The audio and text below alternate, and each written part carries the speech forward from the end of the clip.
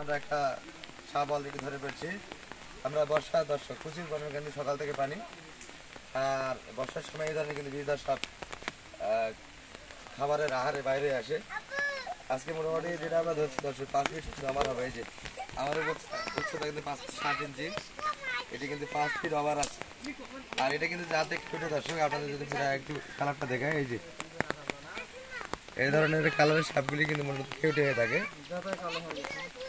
আর এটা কিন্তু আমরা যে জাল ফেলেছিলাম সেই জাল কিন্তু মাছ খাওয়ার জন্য ভিতরে ঢুকে পড়ছিল, করার পরে কিন্তু এটি অলরেডি ওখানে ফাঁস যুদ্ধ মারা গিয়েছে।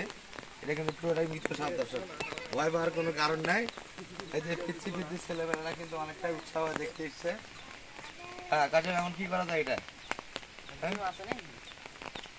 ভাই এটা তো পুড়ে ফেলা লাগে ভাই, পুড়ে ফেলা ছাড়া উপায় নাই। বিষধর সাপের কিন্তু বিষ থাকে, সেহেতু পুড়ে ফেলা লাগবে। ঠিক আছে।